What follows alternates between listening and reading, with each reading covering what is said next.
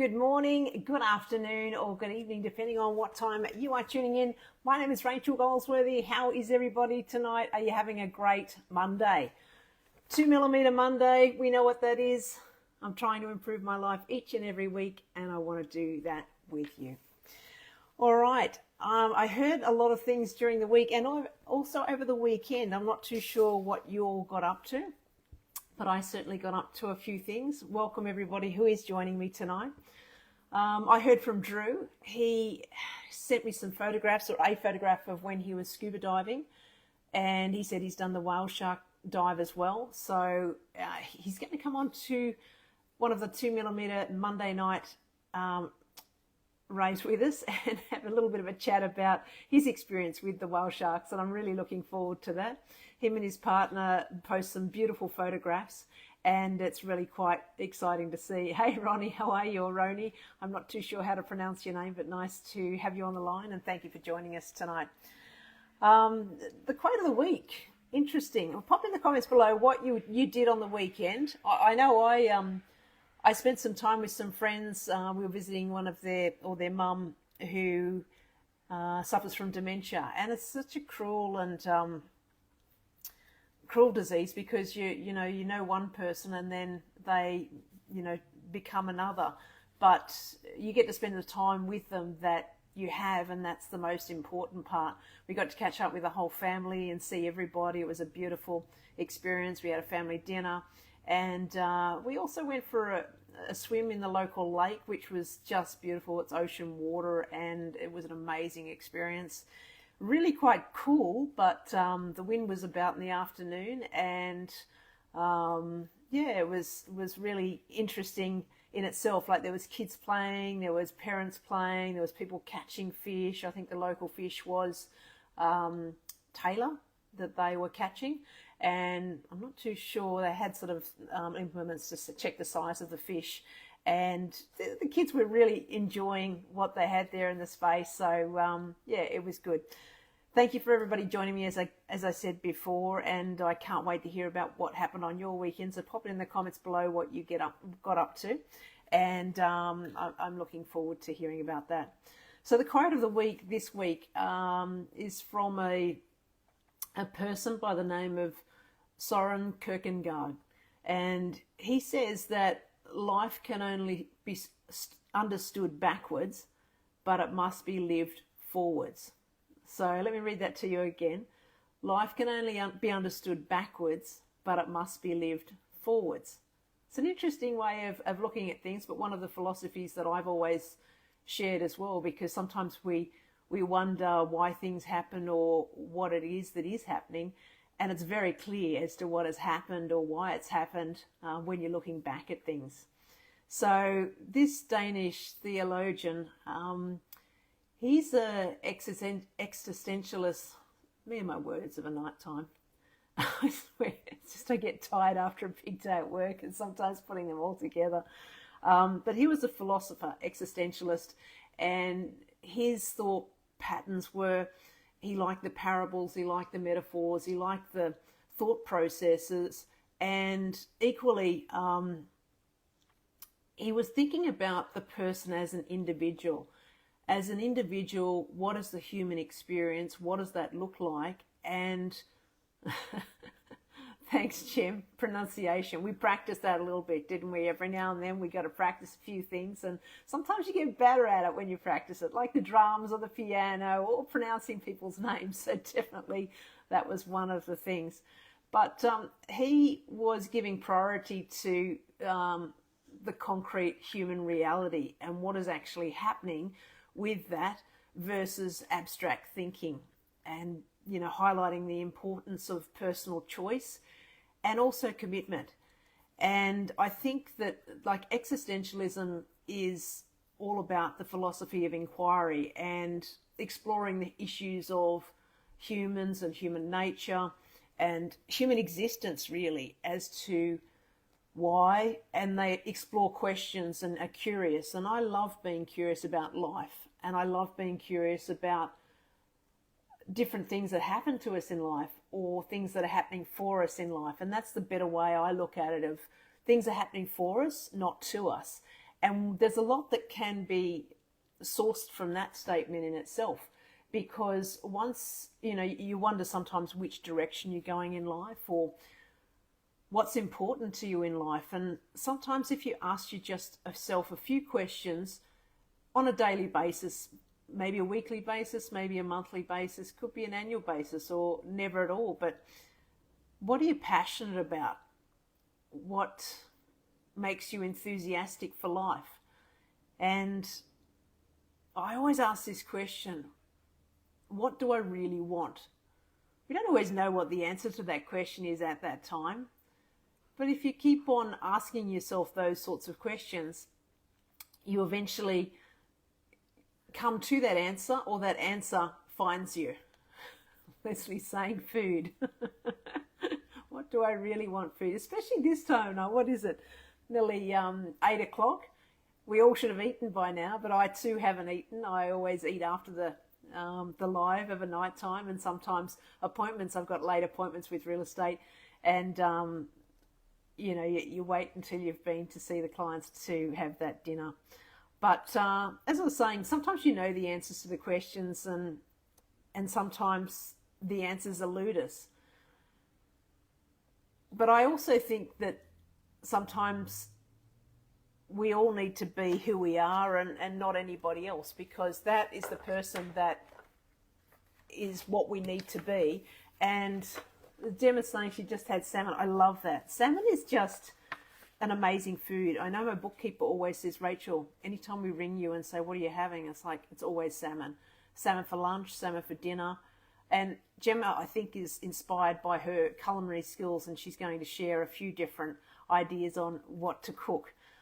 But essentially what I'm saying is just be your authentic self. So whatever that looks like to you, and are you committing to your authentic self? Because you have to have that honest conversation with yourself and those that are around you.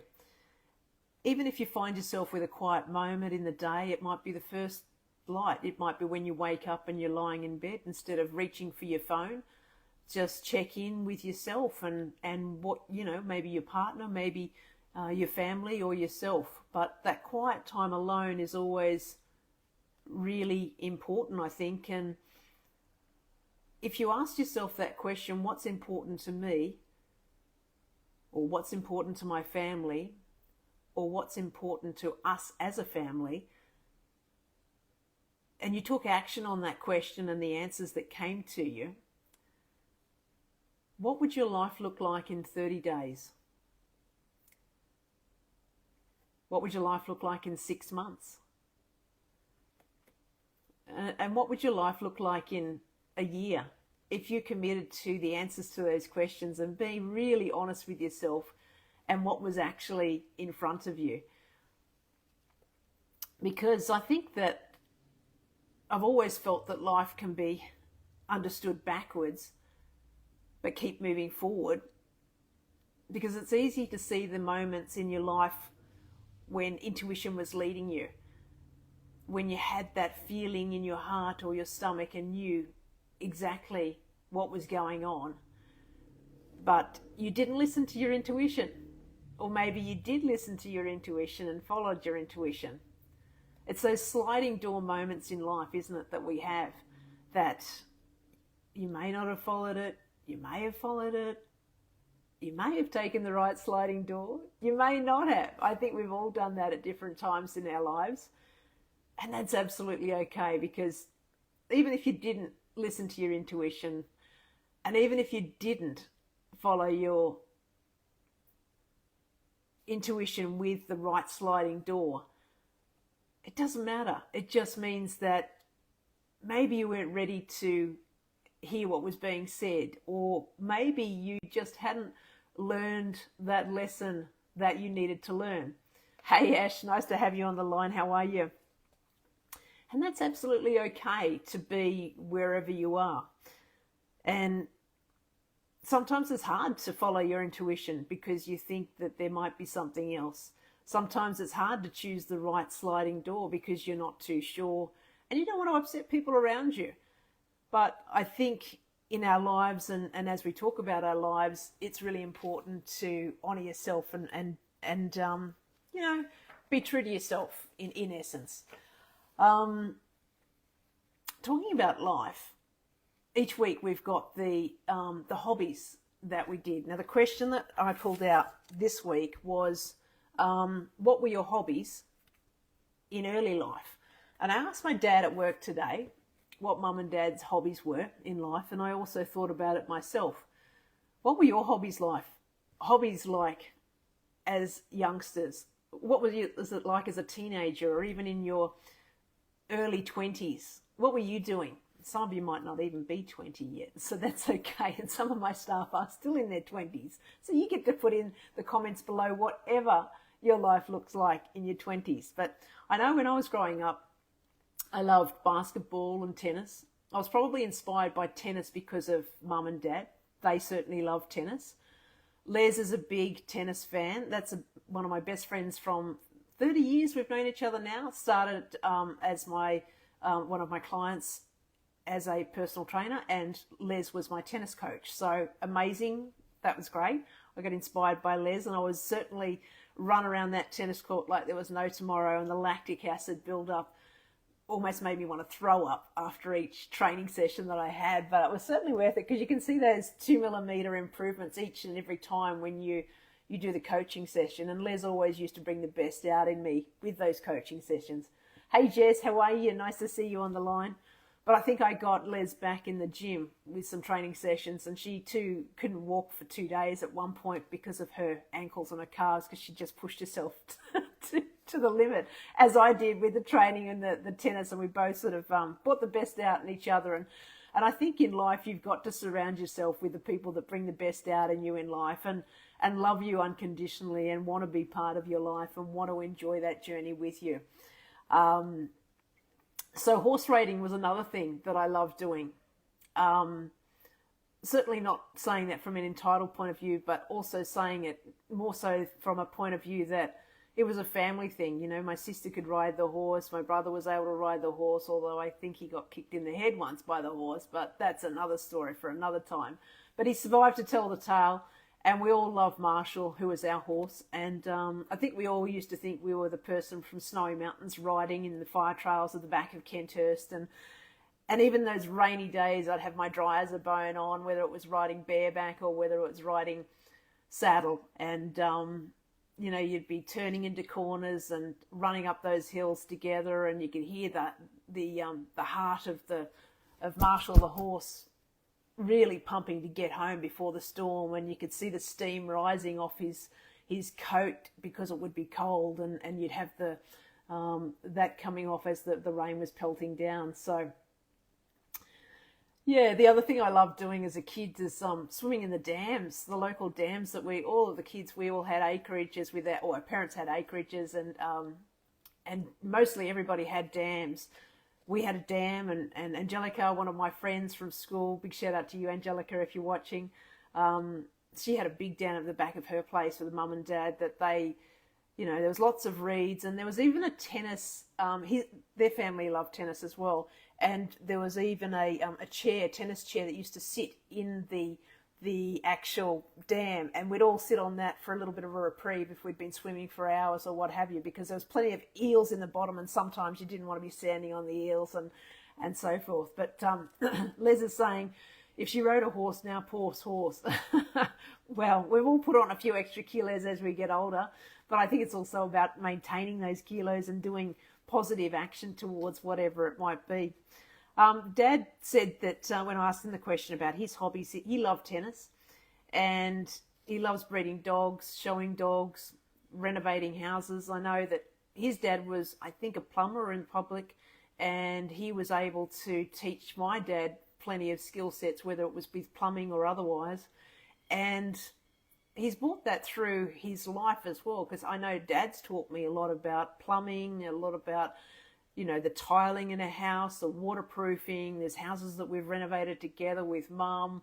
She's amazing. She actually brings or makes a house a home, because you can have any house that you want, but unless that house is a home, it really makes no difference.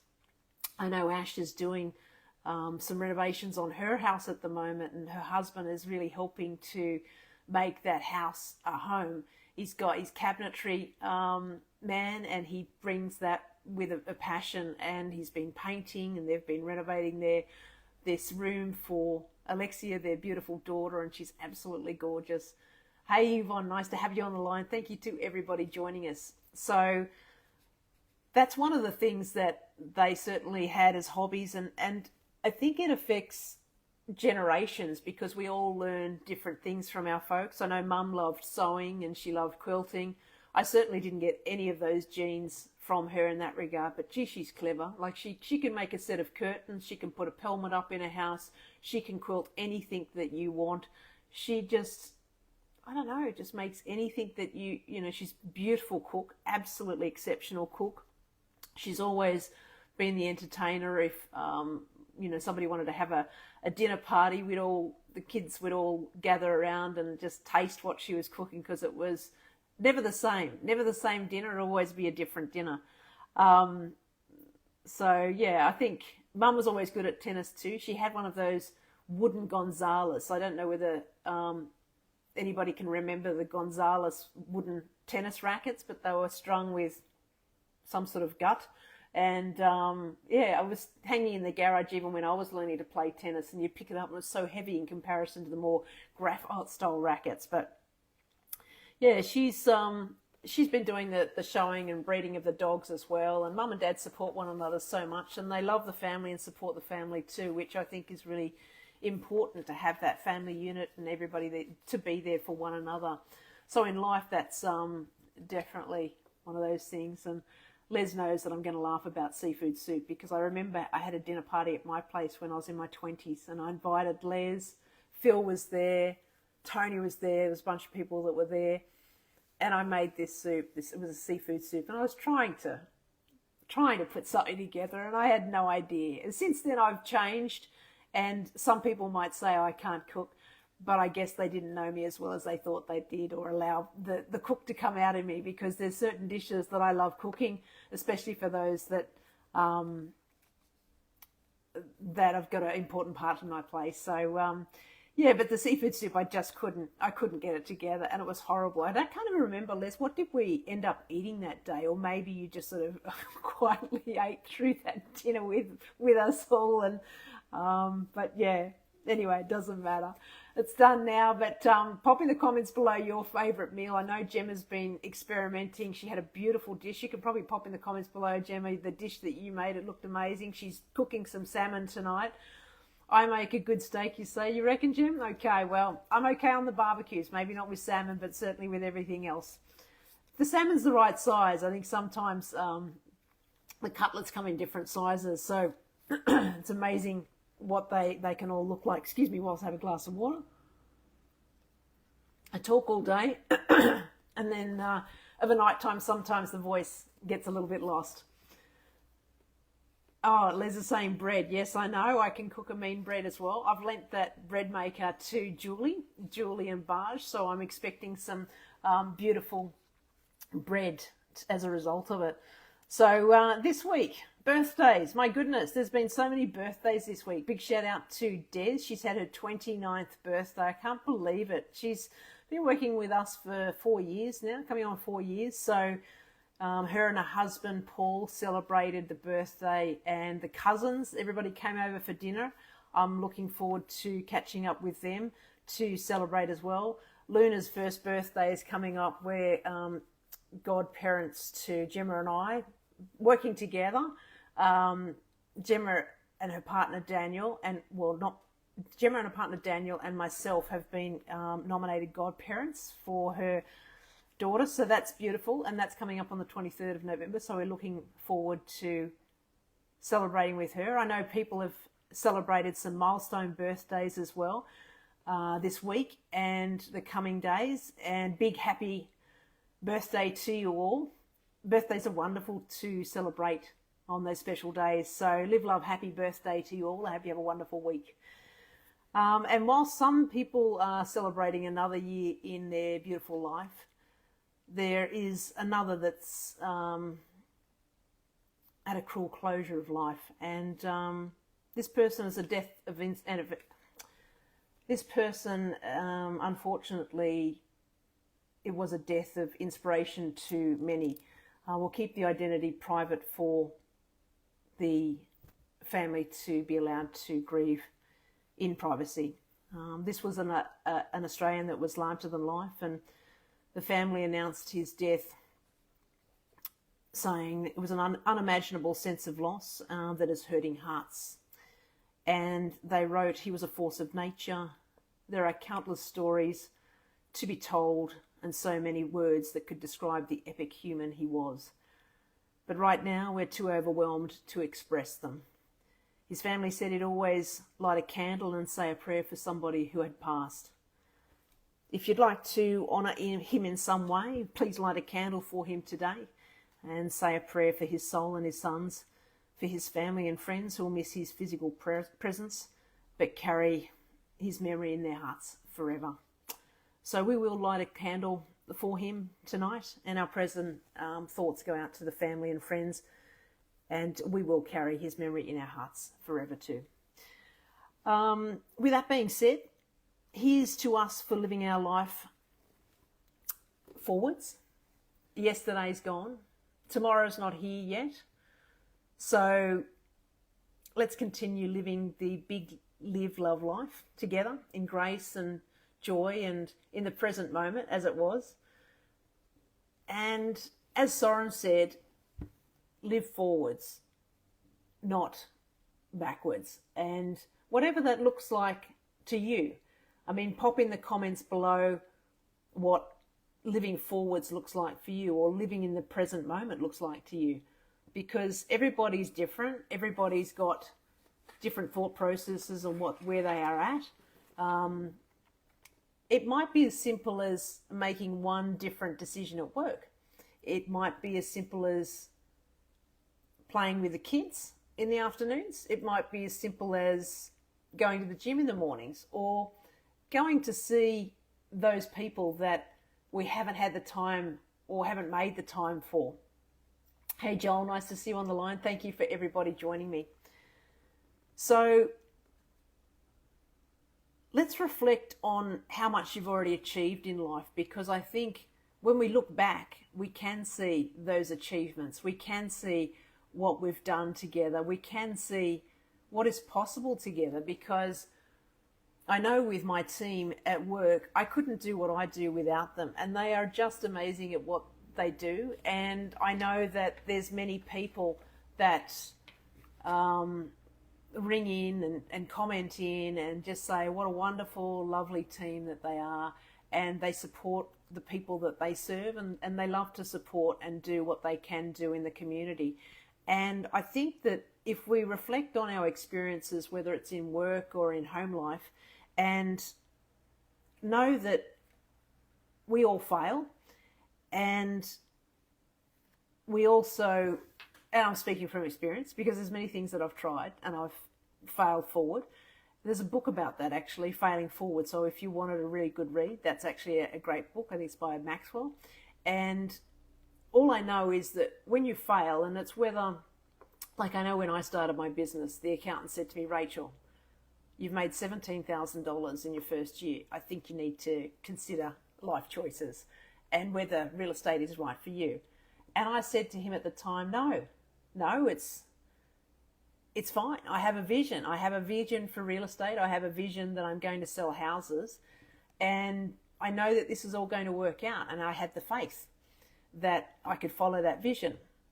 So anyway, the second year came. I'd been working really hard, 7 days a week, taking listings everywhere and anywhere that I could. And it was one of the hardest things and one of the biggest challenges, because it was when the GFC hit and there wasn't any or many listings selling at all. So you might turn up to an open home and nobody would be there for 6 months. So you'd have to speak to the vendors and just have that conversation with them and say, look, I'm really sorry, but we didn't have anyone to your open home today. Thank you for preparing your house and mowing your lawns and cleaning your house and, putting the right furniture in there, making sure that it smelt good, baking the bread, cooking having the coffee going, just preparing the same time each and every week, regardless of the outcome. And that's kind of like it is in life. Sometimes you don't know why you keep turning up, why you do these things, and why what's the reason behind it. But all you know is if you keep doing those things, eventually you're going to get to that place that you want to be. And it's the same thing with a business. $17,000 a year is not a great deal of money. I think I put my last $5,000 into the real estate course that I had. And the second year, I think I made $32,000, which in my mind was almost double, like the amount of money that I had made in the first year. I was so excited. And I went back to the accountant that second year and I said, isn't this great? It's amazing. I've made so much more money. And they said, you're kidding, aren't you? Like, this is just ridiculous. You've got to look at your choices in your vocation and look at changing that to something else, because it's about making sure that you're passionate about what you're doing. You're enthusiastic about what you're doing. You're enthusiastic about the people that you want to be with. And you know that those people are in your corner and they support you and love you and want to be with you. And that's an amazing thing. So, needless to say, I sacked my accountant and the rest is history, because I now have a real estate agency that I'm really proud of. I've got an amazing team that support me 150% of the way. I'd always say 160% actually. And sometimes we do fail. Sometimes we don't get it right, whether it's personally or in work life or in family life, whatever you might be doing, even to our friends. And sometimes you might not make that call that you've been meaning to call, but then you do make that call. So you're heading in the right direction. So all I know from experience is that if you fail at something, it's one step closer to being successful at something. Because I think Thomas Edison, the gentleman that, the lights that you see above, thank you, Thomas Edison, yes, he tried 1,000 times to work out how to make the lights work.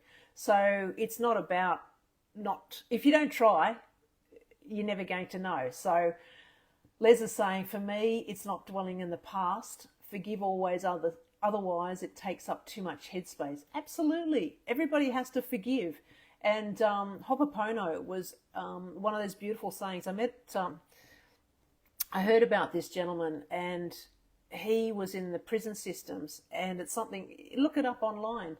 But Tony Robbins uses a lot in his teachings.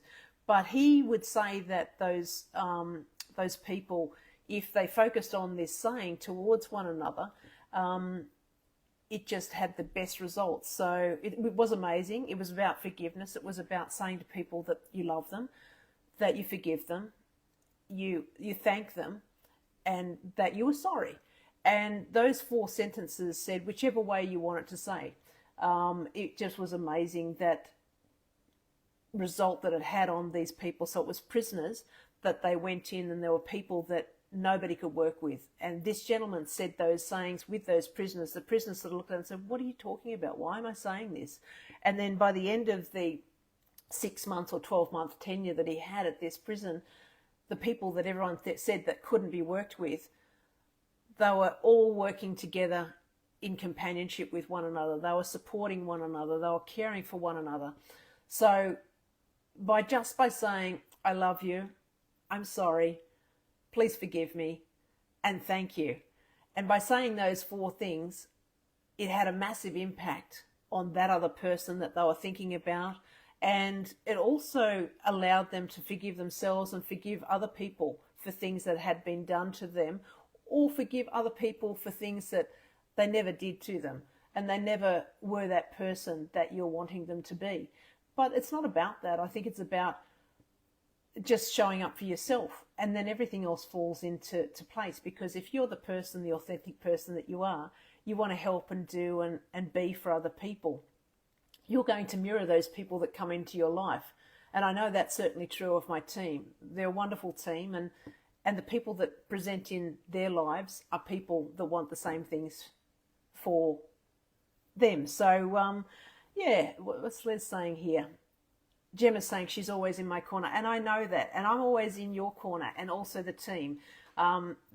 Wonderful team that I have. And she's saying, oh, thank you, Les. I really appreciate Yeah, Les was saying that from the you could see the termites from Google Earth, plus the rooms would flood when it rained. And we travelled from Windsor to Maruta, and we sold it for top dollar at a crucial time in like no other. So that no matter where you live, Rachel's Passion with her team will get it sold. Oh, thank you, Les. I really appreciate you saying that, and it was an absolute pleasure looking after the sale of your home. And I know that there was termites everywhere. You could smell the termites, you could hear the termites, you could see the flooded waters in the bathrooms. But I think also it's about a team effort. So if you've got the right people that are selling the homes and they want the right outcome, they work with you to achieve that. And selling homes has been something that I've always loved. I've loved buying homes, doing them up and on selling them. And I guess that speaks to my parents' hobbies as well. That's what they've always done in their life. Every couple of years they'd buy a house, we'd move into it, they'd renovate it. Mum would make it a home. That's why one of my coasters, I don't know whether you can see this or not, we got these made up by one of our clients, Live Love Home. Mum made the house into a home with Dad's help with the renovations. And it was amazing. And yeah, I just think it's a beautiful thing that we can all contribute to one another's lives, however that may be, however that may, look to you. And I guess the last thing that I want to finish on today is don't forget to pause and reflect. It's in the silence with ourselves that the truths are whispered. And what I mean by that is that when you're sitting with yourself, you can hear the thoughts, you can hear where you need to go, where the intuition is leading you, what is actually happening. And sometimes we all know what's actually happening. We're just not ready to take action on that thing. But everybody gets there in the end, and everybody, finds that courage and that faith and knowing which sliding door is the right one to go towards. So whatever that looks like to you, and however much time it takes for you to reflect, I always come from a place of grace and curiosity with whatever I look at in life. Look at what life has to offer us, and living in the moment and living in each day. And that's why we're putting out the Live Love Big Life calendar this year. So if you're one of our clients, you'll certainly get a copy of that. And we're going to be doing a training session because we've had some comments on that and people wanting some support. And we're just wanting you to have a Live Love Big Life. And we're wanting to do that together with you and the team. And we'd love to hear what you're doing, because salmon is on the menu for Gemma tonight. Lamb was on the menu for her yesterday. And Les saying she often pauses at her fridge. Yes, Les, okay. She's the one with all the jokes in the crowd. Whenever you need a jester at your party, Les is the one that you bring along. But as Soren said, life can only be understood backwards, and it must be lived forwards. So with that being said, I hope you all have a wonderful week ahead. Take care of yourselves and the family, whatever you might find yourself doing. And hopefully you get some, I don't know, Drew, I'm not too sure which week we'll pop you on the cast, but whichever day you can make it, we'll share some photos of your scuba diving and the whale sharks that you've seen. I'm getting a lot of great comments about where I should go or which islands I should visit, so I'm really looking forward to hearing about that. Gemma's saying, have a great evening and don't forget to pause yourself. Absolutely, I will be pausing tonight. I'm going over to my mum and dad's and saying hello to them. And Chris is my nephew. He said hello tonight whilst I was on this live. So big shout out to you, Chris, Taylor and the kids. I hope you're all having a great night. And the rest of the family, I hope you're having a great night too. I went to visit some extended family on the weekend, and that was a beautiful thing. So it's always nice to take time to pause and reflect. And so I went for a swim in the lake, which I always like to go for a swim once a week, wherever that may be. So that's my time to pause and reflect. I keep on saying different words tonight, but you can tell I'm a little bit tired. Pause and reflect, and just enjoy whatever makes you enthusiastic, makes you passionate about what you're doing, makes you want to turn up to work each and every day, and live that big life, whatever that is. And if you want a copy of the calendar, let me know. Pop it in the comments below. We'll make sure you get a copy of that.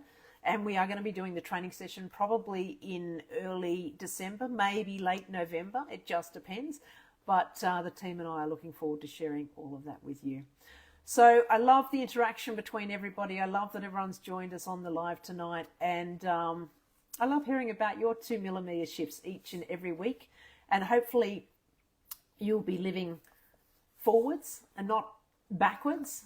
And although it's really good to reflect and look backwards to see what you've achieved and how far you've come and what's actually happened to you in your life for you to be the person that you are today.